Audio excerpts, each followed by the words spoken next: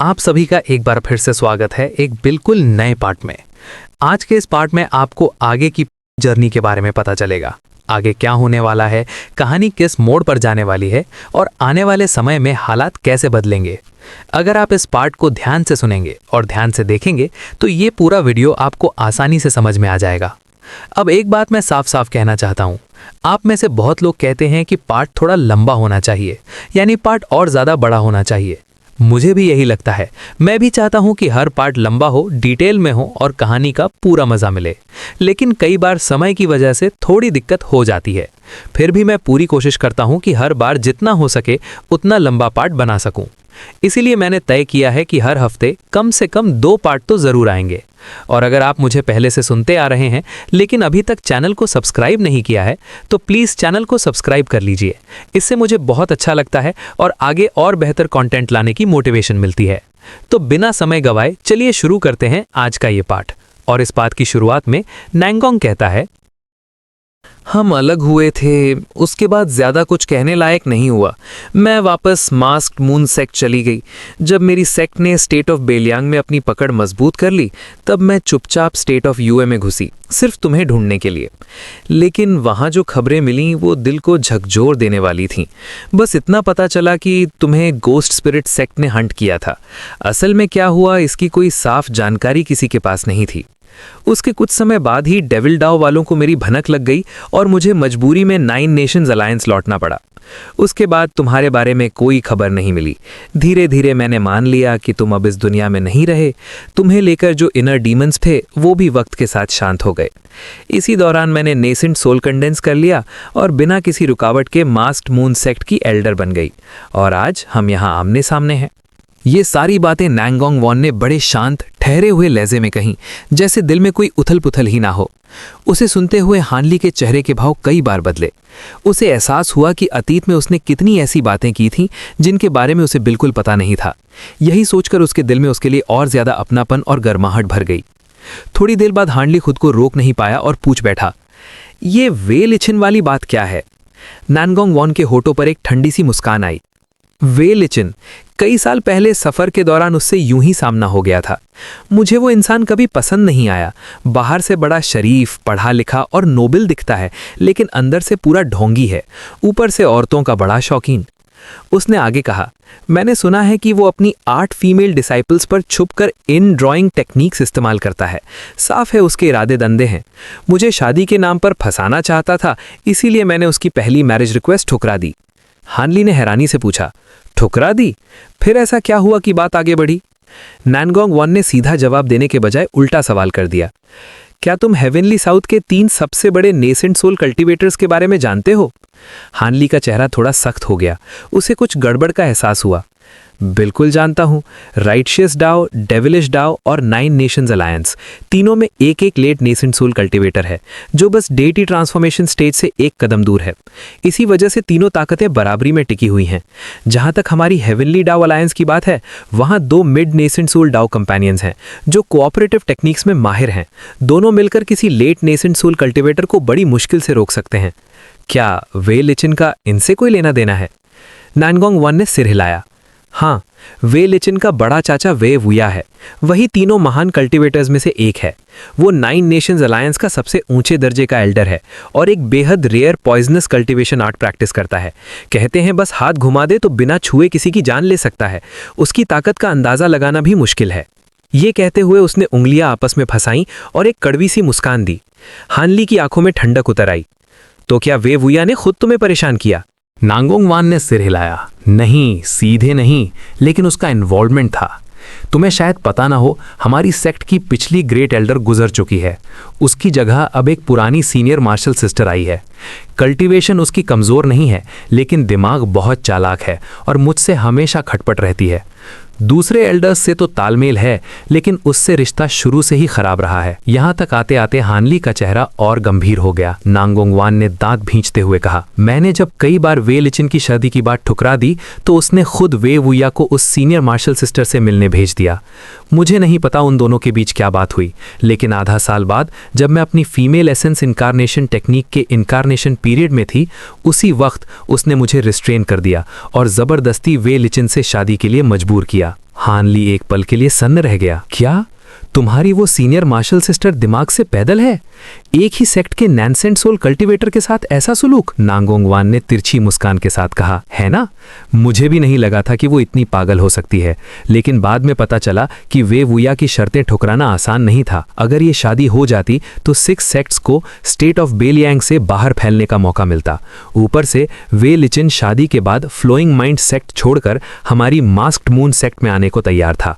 2 फायदे एक दाम में। इसी लालच में उसने मेरी मर्जी के परवाह किए बिना शादी की खबर फैला दी और सेलिब्रेशन की तैयारी शुरू कर दी, ताकि बात इतनी आगे बढ़ जाए कि मैं चाहकर भी पीछे न हट सकूं। हानली ने राहत की सांस ली और कहा, तो मतलब तुमने खुद से ये शादी मंजूर नहीं की थी? तुम्हारे मैं शादी करना चाहती हूँ वाले शब्द सुनकर तो मैं सच में हिल गया था। नांगोंग वान ने उसे घूरते हुए कहा, मुझे तुमसे भी एक सवाल पूछना है। इतने साल पहले नैनसेंट सोल बनने के बाद भी तुम मुझसे मिलने क्यों नहीं आए? अगर तुम बस 1 साल पहले आ जाते तो ये सारी मुसीबत ही नहीं होती। हानली कुछ बोलना चाहता था, लेकिन शब्द गले में अटक गए। उसे खुद भी अजीब लगा।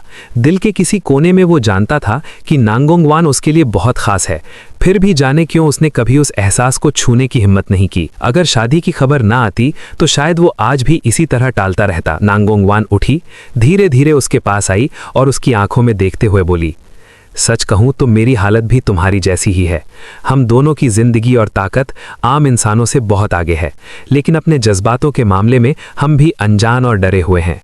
कल्टीवेटर्स होने के नाते हमें अपने इमोशंस को दबाना पड़ता है, इसीलिए हमारे रिश्ते अचानक आग की तरह नहीं भड़कते, बल्कि धीरे धीरे टिके रहते हैं। लेकिन जब मुझे पता चला कि तुम जिंदा हो तो दिल खुश हो गया।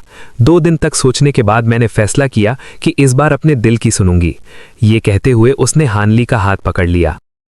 कुछ पल की खामोशी रही। हानली ने अपना दूसरा हाथ भी उसके हाथ पर रख दिया। उसकी हथेली की नरमी से उसे अजीब सी तसल्ली मिली। नांगोंग वान हल्की सी शर्माई, जल्दी से हाथ खींच लिया और उसे ऐसे देखा जैसे कह रही हो, ज्यादा मत सोचो। हानली मुस्कुराया, वानर, तुम यहां बंद हो के भी इतनी शांत हो। साफ है तुम्हारे पास भागने का प्लान पहले से है। नांगोंग वान की आंखों में शरारत चमकी। तुम जल्दी समझ जाते हो। हाँ, टेक्निकली मैं हाउस अरेस्ट में हूं, लेकिन ये बात बस कुछ ऊंचे लोगों को ही पता है। ऑर्डिनरी डिसाइपल्स को कुछ नहीं मालूम। इसीलिए मैं साउंड ट्रांसमिशन टैलिस्मैन भी ले पाई। हाँ, मेरे शरीर पर कई रेस्ट्रिक्शंस डाली गई हैं ताकि मैं भाग न सकूं। उसने आगे समझाया, बाकी रेस्ट्रिक्शंस मेरे लिए कोई बड़ी बात नहीं है। नेसेंट सोल स्टेज में पहुंचने के बाद मेरी एबिलिटीज क्या हैं, उन्हें इसका अंदाजा ही नहीं था। ये सब मैं कभी भी हटा सकती हूं। लेकिन एक रेस्ट्रिक्शन है, हार्ट रेस्ट्रेन टेक्निक। इसे उस सीनियर मार्शल सिस्टर ने खुद मेरे शरीर पर डाला है। अगर मैं शादी से मना करूं तो वो इस टेक्निक से मुझे टेम्पररी कंट्रोल कर सकती है। उसने अपने ब्लड एसेंस से एक रेस्ट्रिक्शन टैलिस्मैन बनाया है। जब तक वो टैलिस्मैन मौजूद है, मैं 50 किलोमीटर के अंदर उसकी पकड़ से बाहर नहीं जा सकती। हाँ, वो मुझे बस कुछ साधारण हरकतें ही करवाने को मजबूर कर सकती है। मेरी मैजिक पावर पर उसका कोई कंट्रोल नहीं है। हानली ने पूछा, तो तुम्हारा प्लान क्या था? नांगोंग वान हंस पड़ी। शादी से कुछ दिन पहले जब सिक्योरिटी ढीली होती, तब अपनी पावर रिस्टोर करके भाग जाती। रेंज से बाहर निकलते ही उसका कंट्रोल खत्म हो जाता। लेकिन अब तुम आ गए हो तो ये काम तुम्हें सौंप देती हूं। आखिर तुम ही तो हो जो मुझसे शादी करना चाहता है। हानली भौएं से कोड़कर बोला, हार्ट रेस्ट्रेन टेक्निक आसान नहीं है। क्या टैलिस्मैन तोड़े बिना भी कोई तरीका है? नांगोंग वान ने लापरवाही से कहा, ना भी हो तो क्या, हम वैसे भी दूर निकल जाएंगे। हानली की आंखों में ठंडा सा चमक आया। कोई बात नहीं, बस एक टैलिस्मैन ही तो है। वो उसी सीनियर मार्शल सिस्टर के पास होगा। मैं खुद जाकर ले आऊंगा और तुम्हारे लिए थोड़ा हिसाब भी बराबर कर दूंगा। नांगोंग वान ने सिर हिलाकर मुस्कुराते हुए कहा, मैं बस तुम्हारा इरादा परख रही थी। वो मिड नेसेंट सोल कल्टीवेटर है, हमसे कहीं ज्यादा ताकतवर। चुपचाप निकल जाना ही बेहतर है। ज्यादा से ज्यादा 10 साल और लगेंगे फॉर्मेशन को कमजोर करने में। हानली चुप हो गया। अब वो पल दूर नहीं था जब उसकी जिंदगी इस अलग सी रहस्यमयी औरत से सच में जुड़ने वाली थी। हानली हल्की सी मुस्कान के साथ पूरे भरोसे में बोला, कोई बात नहीं, पहले देख लेते हैं क्या होता है।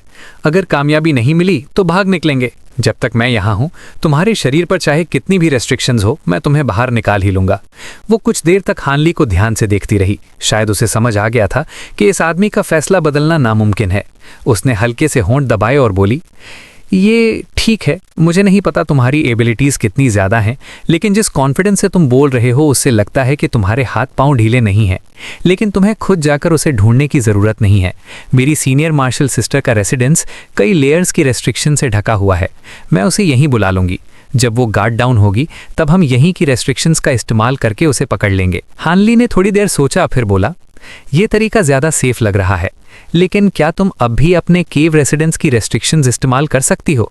जब मैं आया था तब तो ऊपर की रेस्ट्रिक्शंस टूटी हुई लग रही थी। नांगोंग वॉन ने बिना देर किए जवाब दिया, फिक्र मत करो, ऊपर की कुछ सरफेस रेस्ट्रिक्शंस उसमें तोड़ दी हैं, लेकिन एक बहुत ही खतरनाक हिडन रेस्ट्रिक्शन अब भी बची हुई है।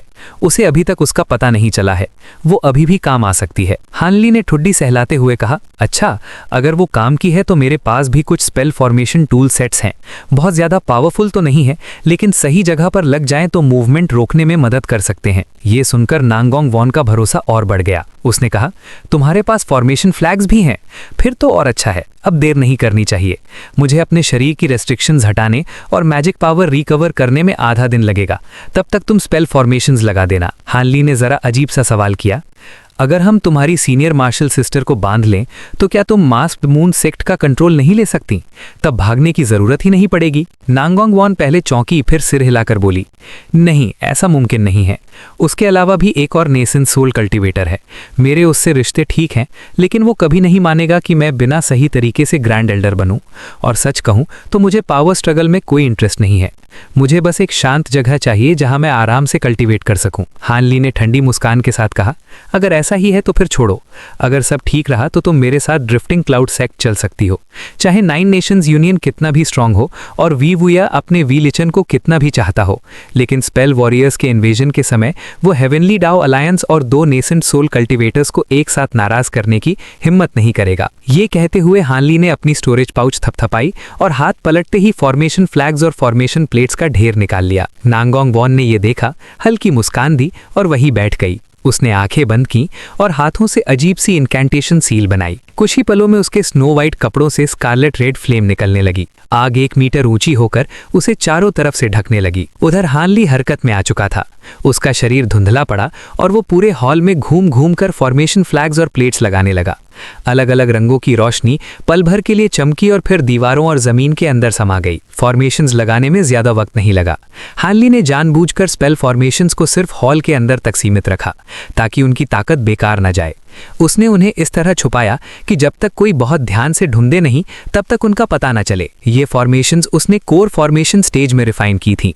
इनमें कोर फॉर्मेशन कल्टीवेटर को रोकने की भी ताकत नहीं थी। नेसेंट सोल कल्टीवेटर तो दूर की बात थी। हानली को खुद भी ज्यादा उम्मीद नहीं थी। सब लगाने के बाद उसने बुदबुदाते हुए आस्तीन झटकी। सफेद रोशनी की एक लकीर निकली, हवा में चक्कर लगाया और उसके सामने आकर एक छोटी सी सफेद लोमड़ी बन गई। सिल्वर मून मुस्कुराते हुए बोली, मास्टर, कहीं ऐसा तो नहीं कि मुझे बुलाकर आप मिस्ट्रेस नांगोंग को जेलस कर देंगे? हानली ने भौएं चढ़ाकर घूरा, तुम जैसे आर्टिफैक्ट स्पिरिट से कौन जेलस होगा? सामने mid nascent soul stage cultivator आ रही है, उसे भागने नहीं देना है।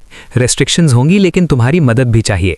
Mid nascent soul cultivator early nascent soul जैसी नहीं होती, पूरी ताकत झोंकनी पड़ेगी। सिल्वर मून ने तुरंत पूछा, मास्टर, आप चाहते हैं कि मैं कैसे मदद करूं? हानली ने स्टोरेज पाउच से एक चीज निकाली और उसे थमा दी। सीधा है, सही मौके पर इसका इस्तेमाल करना, उसे भागने मत देना। सिल्वर मून ने चीज पकड़ते ही हैरानी से कहा, आप मुझे ये इस्तेमाल करने दे रहे हैं? हानली शांत आवाज में बोला, हाँ, तुम इसे कंट्रोल करोगी तो इसकी ताकत और अच्छे से निकलेगी, और अगर मैं इस्तेमाल करूंगा तो मेरी मैजिक पावर खर्च होगी। हाँ, ज्यादा देर नहीं चला पाओगी। आखिर आर्टिफैक्ट स्पिरिट्स दूसरी ट्रेजर्स को लंबे समय तक कंट्रोल नहीं कर सकते। सिल्वर मून ने सिर झुकाकर कहा। सिल्वर मून समझ गई, लेकिन साथ ही वो उस चीज को प्यार से सहलाने लगी। ये देखकर हानली का दिल हल्का सा हिल गया। फिर सिल्वर मून की देह सिल्वर लाइट में चमकी और वो जमीन में समा गई। इसके बाद हानली ने हॉल के कुछ और चक्कर लगाए। अचानक उसकी नजर सीलिंग पर गई। कुछ सोचकर उसने स्पिरिट बीस्ट पाउच हवा में उछाल दी। काले रंग के गोल्ड डिवॉरिंग बीटल्स का बड़ा झुंड निकल आया, लगभग 3 मीटर चौड़ा बादल बनाकर। हानली ने गहरी सांस ली और अज्योर मिस्ट उस इंसेक्ट क्लाउड पर भोंक दी। हाथों से इनकैंटेशन सील बनाते हुए मंत्र बोला। कीड़े कुछ पल भिनभिनाए और फिर चमकते हुए स्टारलाइट जैसे कणों में बदल गए। वो कण सीलिंग में घुल गए और उनकी ऑरा पूरी तरह छुप गई। हनली ने कुछ पल सीलिंग को देखा, फिर संतुष्ट होकर सिर हिला दिया। अब उसने नैनगोंग वान की तरफ देखा। उसकी देह की आग घूम घूम कर एक गोल लाल डिस्क बन गई थी, जो अजीब तरह से धड़क रही थी। हॉल की स्पिरिचुअल की भी बेचैन हो गई। हनली ने ये देखा तो पास के स्टोन पिलर पर स्पेल सील मारा। तुरंत एक अज्योर बैरियर बन गया, नैनगोंग वान को बीच में घेरते हुए। हॉल की स्पिरिचुअल की फिर नॉर्मल हो गई। हनली मुस्कुराया, एक स्ट्रॉ चेयर निकाली और आराम से नैनगोंग वान के सामने बैठ गया। चुपचाप उसे देखने लगा। इतने सालों से जिसे दिल में बसाए रखा था, उसे देखने का ये मौका वो कैसे छोड़ता। कुछ देर बाद वो इतना खो गया कि खुद को भूल बैठा, लेकिन अचानक उसका शरीर बिना चेतावनी गायब हो गया। हॉल के बाहर छुपकर देख रही औरत घबरा गई, मन ही मन गालियां देते हुए भागने लगी। तभी पीछे से हनली की शांत आवाज आई। छुपकर देखने में मजा आ रहा था क्या? मार्शल एंसेस्टर से डांट खाने का डर नहीं है? वो मुड़ी भी नहीं और घबराई आवाज में बोली, मैं जासूसी नहीं कर रही थी, बस मार्शल एंसेस्टर इतनी देर से बाहर नहीं आई तो मुझे चिंता हो गई। ये वही पीले कपड़ों वाली औरत थी जो हनली को अंदर लाई थी। उसे पीछे से भारी दबाव महसूस हो रहा था। हनली ने ठंडे स्वर में कहा, अच्छा, अगर बस देखने आई थी तो इतनी अच्छी तरह क्यों छुपी? इतना रेयर हाई ग्रेड कंसीलिंग तालिस्मैन कहाँ से मिला? तुम जैसी फाउंडेशन स्टेज कल्टीवेटर के हाथ ये कैसे लगा? वो कुछ बोल ही नहीं पाई। हनली ने साफ कहा, अब सफाई की जरूरत नहीं है, चुपचाप मेरे साथ चलो। मार्शल एंसेस्टर फैसला करेंगी कि तुम्हारे साथ क्या करना है। ये सुनते ही वो डर गई और हाथ में पकड़ा तालिस्मैन दबा दिया। पीली रोशनी चमकी और वो कॉरिडोर में भागने लगी। हनली ने पीछा नहीं किया। जैसे ही वो 30 मीटर आगे पहुंची, दीवार से गुलाबी धुआं निकला और उसे ढक लिया। उसके शरीर की रोशनी बुझ गई। वो डगमगाई और जमीन पर गिर पड़ी। पीली रोशनी के साथ सिल्वर मून दीवार से निकली। उसने अपनी पूंछ हल्के से झटकी और मुस्कुराते हुए बेहोश औरत की तरफ चल दी। मास्ट मून सेक्ट में सेटिंग सन हॉल को हमेशा से ग्रेट एल्डर का निवास माना जाता रहा है। ये कोई साधारण जगह नहीं थी। यहाँ एक पावरफुल स्पिरिट वेल मौजूद था और पूरे हॉल पर इतने ज्यादा रेस्ट्रिक्शंस लगे थे कि बिना ग्रेट एल्डर की इजाजत कोई आम कल्टीवेटर वहां पहुंच ही नहीं सकता था। सेक्ट के कुछ गिने चुने एल्डर्स को छोड़कर बाकी सबके लिए यह जगह दूर का सपना थी। उसी वक्त आसमान में अचानक एक लाल रोशनी की लकीर चमकी। वो रोशनी सीधे सेटिंग सन हॉल की तरफ आई, कई चक्कर लगाए और बिना किसी रुकावट के अंदर घुस गई। ये लाल रोशनी एक के बाद एक सारे रेस्ट्रिक्शंस को ऐसे पार कर गई जैसे वो थे ही नहीं और घूमते घूमते एक साइड रूम में जा पहुंची। उस कमरे में एक खूबसूरत औरत ध्यान में बैठी थी। उम्र देखने से अर्ली 20s लगती थी। त्वचा बर्फ जैसी सफेद और पूरे शरीर से हल्की सी आइसी ची निकल रही थी। जैसे ही लाल रोशनी उसके सामने आई, उसने धीरे से आंखें खोली, भौएं सिकोड़ी और हाथ से इशारा किया। लाल रोशनी सिकुड़कर एक मुट्ठी जितनी गेंद बन गई और उसके हाथ में आ गई। उस औरत ने बिना किसी भावना के उसे देखा, हाथ पलटा और लाल रोशनी को वहीं खत्म कर दिया। वो मन ही मन बोली, ये लड़की खुद मुझसे मिलने आना चाहती है। अजीब है, लेकिन जब लहजा इतना नरम है तो चलो देख लेते हैं कि मामला क्या है। अगले ही पल वो औरत सफेद रोशनी बनकर हवा में उड़ गई और सेटिंग सन हॉल से बाहर निकल गई। कुछ ही देर में वो नैनगोंग वैन की केव रेजिडेंस के सामने खड़ी थी। उसने चारों तरफ देखा, सब कुछ सामान्य लग रहा था। बाहर लगे रेस्ट्रिक्शंस पहले की तरह टूटे हुए थे, अभी तक ठीक नहीं हुए थे। उसे कुछ भी अजीब नहीं लगा तो पूरे आत्मविश्वास के साथ आगे बढ़ी और स्टोन डोर पर एक वाइट स्पेल सील मारा। दरवाजा अपने आप खुल गया। वो औरत बिना कुछ बोले अंदर चली गई। दरवाजे के अंदर एक पीले कपड़े पहनी यंग वुमन खड़ी थी। जैसे ही उसने आईसी वुमन को देखा, तुरंत झुककर बोली, मार्शल एंसेस्टर को मेरा प्रणाम। आईसी वुमन ने बस हल्की सी नजर डाली और ठंडे लहजे में बोली, पिछली बार से तुम्हारी कल्टीवेशन बढ़ी है। लगता है मैंने जो मेडिसिन पिल्स दी थी वो ले ली है। ये कहते हुए वो अंदर की ओर चल पड़ी। पीले कपड़ों वाली लड़की ने सिर झुकाकर जल्दी से कहा, मार्शल एंसेस्टर, आपकी दवाई के बिना ये पॉसिबल ही नहीं था। आपका बहुत बहुत धन्यवाद। अच्छा है, इतना तो याद रखा, आईसी वुमन बोली। बताओ, नैनगोंग वैन ने हाल में कोई अजीब हरकत तो नहीं की? लड़की ने सम्मान से जवाब दिया, कुछ खास नहीं, आज बस एक सेक्ट डिसाइपल से मिली थी, इसके अलावा कुछ नहीं। ये बात तो मार्शल अंकल लैन ने पहले ही साउंड ट्रांसमिशन टैलिस्मैन से बता दी थी। उस डिसाइपल ने क्या गिफ्ट दिया था और वो चला गया या नहीं? लड़की बोली, वो डिसाइपल सेक्ट का एक लो ग्रेड स्टीवर्ड था, कई घंटे पहले चला गया। लेकिन गिफ्ट मिलने के बाद मार्शल एंसेस्टर नैनगोंग कुछ परेशान सी रहती थी। ये सुनते ही आईसी वुमन की आंखों में हलचल आई। ओह, ऐसा कौन सा गिफ्ट था? लड़की ने और झुकते हुए कहा, बस एक सिल्वर स्वॉर्ड मैजिक टूल था, उसे देखकर मार्शल एंसेस्टर नैनगोंग बेचैन हो गई थी। थोड़ी देर सोचकर आईसी वुमन बोली, लगता है ये किसी वेग्रिन कल्टीवेटर का होगा जिससे वो सफर के दौरान मिली होंगी। इसमें कुछ अनोखा नहीं है। लड़की तुरंत बोली, मार्शल एंसेस्टर बिल्कुल सही कह रही हैं। स्वॉर्ड मिलने के बाद वो काफी देर तक चुप रहीं और फिर उन्होंने आपको वॉइस ट्रांसमिशन टैलिस्मैन भेजा। आईसी वुमन ने हल्की सी हैरानी से कहा, वाकई अजीब है, इससे उनका मन बदल गया। फिर उसने आदेश दिया, आगे से नैनगोंग पर नजर रखो, उसकी कल्टीवेशन रेस्ट्रिक्टेड है और जो हाई ग्रेड टैलिस्मैन मैंने दिया है उससे तुम बिना पकड़े गए उस पर नजर रख सकती हो। काम अच्छा किया तो इनाम भी बड़ा मिलेगा। तब तक दोनों मेन हॉल के बाहर पहुंच चुकी थीं। पीले कपड़े वाली लड़की बोली, जैसा आदेश मार्शल एंसेस्टर। मार्शल एंसेस्टर नैनगोंग अंदर आपका इंतजार कर रही होंगी। आईसी वुमेन आदतन सतर्क रहने वाली थी और अंदर जाने से पहले चारों तरफ देखने ही वाली थी। तभी अंदर से नैनगोंग वैन की आवाज आई, सीनियर मार्शल सिस्टर अंदर आइए, मैंने सब सोच लिया है। मैं इस बात पर रिलेक्टेंटली एग्री कर सकती हूँ, बस एक शर्त है, आपको वादा करना होगा। आवाज इतनी शांत थी कि आईसी वुमन खुश हो गई। वो मुस्कुराते हुए अंदर चली गई और बोली, जूनियर मार्शल सिस्टर नैनगोंग, अच्छा हुआ तुम समझ गई। अगर तुम फ्लोइंग माइंड सेक्ट के एल्डर वेई से शादी मान लो तो तुम्हारी हर शर्त मंजूर है। वेई वुया के साथ से मास्क्ड मून सेक्ट फिर से फले फूलेगा। लेकिन हॉल के अंदर का दृश्य कुछ और ही था। नैनगोंग वान एक स्ट्रॉ चेयर पर बैठी थी। उसके हाथ में वही क्रूडली रिफाइंड सिल्वर सोर्ड थी जिसे वो ध्यान से देख रही थी। ऐसा लग रहा था जैसे उसमें अभी कुछ कहा ही ना हो। यह देखकर आईसी वुमन आगे बढ़ी। उसके चेहरे पर हल्की सी उलझन थी। वो कुछ पूछने ही वाली थी कि अचानक उसका चेहरा बदल गया। उसका हाथ बिजली की रफ्तार से पीछे गया और उसकी उंगलियों से 5 तेज स्वॉर्ड लाइट्स निकली, सीधे पीले कपड़े वाली लड़की की तरफ। लेकिन तभी अजीब सा हुआ। पीली लड़की के चेहरे पर एक अजीब मुस्कान आई और उसका शरीर पीली रोशनी में पत्थर के अंदर धंस गया। पीछे बस उसके फटे पुराने कपड़े रह गए। धोखा! आईसी वुमन तुरंत हॉल की तरफ भागी, लेकिन बाहर निकलते ही हवा चीरती हुई एक आवाज आई।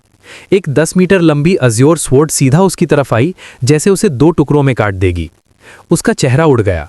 उसने उंगलियां झटकीं और आईसी लाइट की 10 धारें तलवार से टकराईं। जोरदार धमाकों की आवाज गूंजी। तलवार और वो दोनों पीछे हट गए। आईसी वुमन करीब 10 मीटर पीछे जाकर रुकी। अज्योर स्वॉर्ड की चमक धीमी पड़ी और वो कई फ्लाइंग स्वॉर्ड्स में बिखर गई। उन्हीं के बीच से एक आम सा दिखने वाला युवक सामने आया। उसकी आंखों में हल्की सी मुस्कान थी। जब आईसी वुमन ने उसकी कल्टीवेशन देखी तो उसकी आंखें सिकुड़ गईं। वो गुस्से में बोली, ये सब क्या चल रहा है? जूनियर मार्शल सिस्टर नैनगोंग, ये कौन है?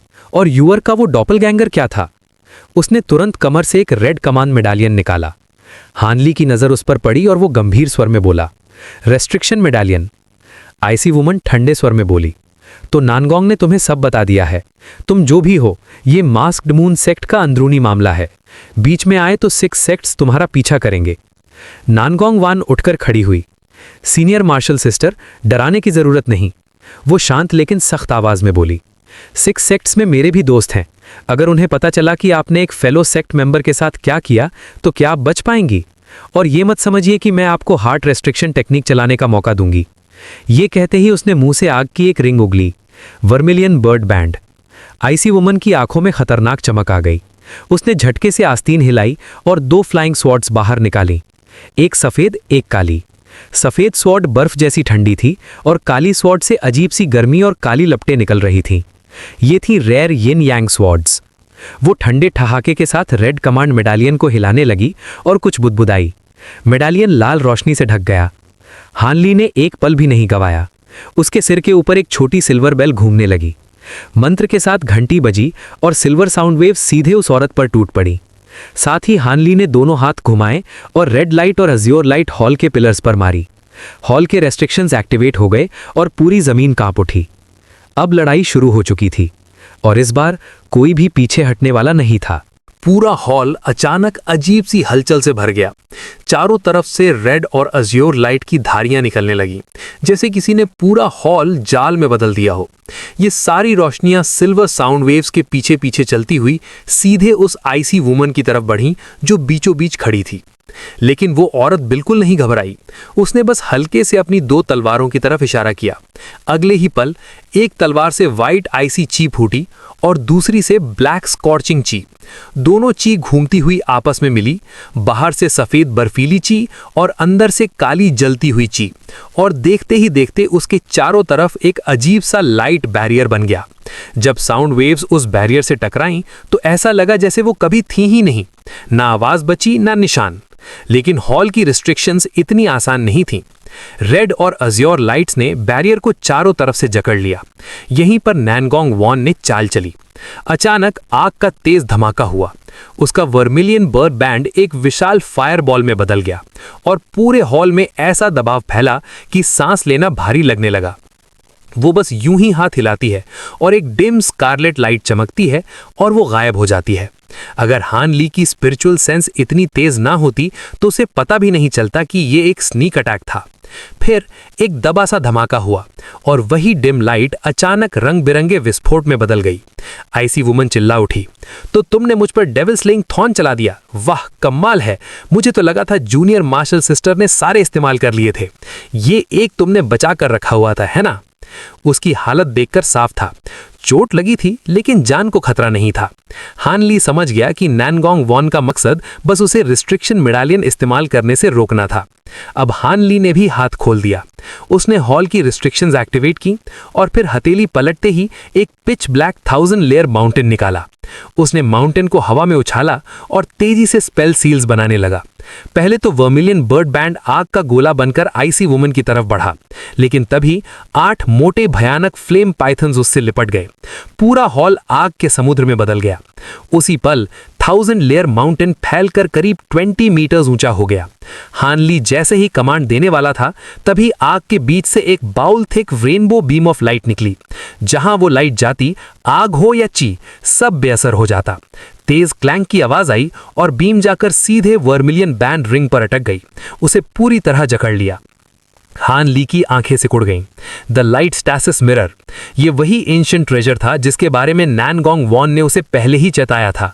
Trial by blood and fire में जो अज्योर स्टेसिस मिरर उसने देखा था, वो असल में इसी का सस्ता सा रेप्लिका था। फिर भी लो ग्रेड कल्टीवेटर्स में वो टॉप क्लास माना जाता था। अब असली वाला सामने था। उस लाइट बीम की ताकत इतनी ज्यादा थी कि हॉल की सारी अज्योर रिस्ट्रिक्शंस और आग बिखर गईं। आईसी वुमन फिर से साफ दिखने लगी। उसके ब्लैक व्हाइट बैरियर के अंदर एक हाथ में मिरर, दूसरे हाथ से इनकैंटेशन जेस्चर। मिरर छोटा था, पर उससे निकलती पिच ब्लैक लाइट दिल में सहलन डाल रही थी, और उसी से निकलती रेनबो बीम, अजीब और डरावना कॉन्ट्रास्ट। उसका जेस्चर वाला हाथ खून से सना हुआ था और रिस्ट्रिक्शन मेडालियन गायब। हैनली के मन में एक ही ख्याल आया, ये डेविल स्लेइंग थॉर्न सच में खतरनाक है। अब जबकि नैनगोंग वॉन का बॉन्डेड ट्रेजर फंसा हुआ था, हैनली चुप नहीं बैठा। उसने इशारा किया, ब्लैक माउंटेन गायब हुआ और अगले ही पल आईसी वुमन के ठीक ऊपर प्रकट होकर पूरी ताकत से गिरने लगा। आईसी वुमन ने ठंडी हंसी हंसी, मिरर को थोड़ा घुमाया और स्पेल सील मारा। उसी बीम से एक पतली शाखा निकली जो साउंड से भी तेज थी। हैनली पहले से तैयार था। उसने तुरंत इनकैंटेशन बनाई। माउंटेन हवा में रुक गया, घूमा और नीचे से ब्लैक क्लाउड छोड़ दी। वो ब्लैक क्लाउड रेनबो बीम को निगलती हुई सीधे आईसी वुमन के बैरियर से टकराई। बैरियर कांप उठा। उसकी स्पिरिचुअल की गड़बड़ा गई। उसका चेहरा भी बदल गया। उसने झट से अज्योर की मिरर पर थूक दी। ताकत बढ़ी, बीम स्थिर हुई और माउंटेन को रोक दिया। टकराव का नतीजा लगातार मफल्ड धमाके। नैनगोंग वॉन का जोश बढ़ गया। उसने वर्मिलियन रिंग को मन से कमांड दिया। वो साइज बदलते हुए फीनिक्स जैसी चीख निकालने लगा। अब दोनों मिलकर सीनियर मार्शल सिस्टर का सामना कर रहे थे। लेकिन ये सिर्फ टकराव नहीं था, तीनों एक दूसरे को पढ़ भी रहे थे। हैनली ने कमर पर हाथ मारा। स्पिरिट बीस्ट पाउच खुला। जोर की भनभनाहट के साथ अनगिनत गोल्डन बीटल्स निकले और एक खतरनाक गोल्डन क्लाउड बन गया।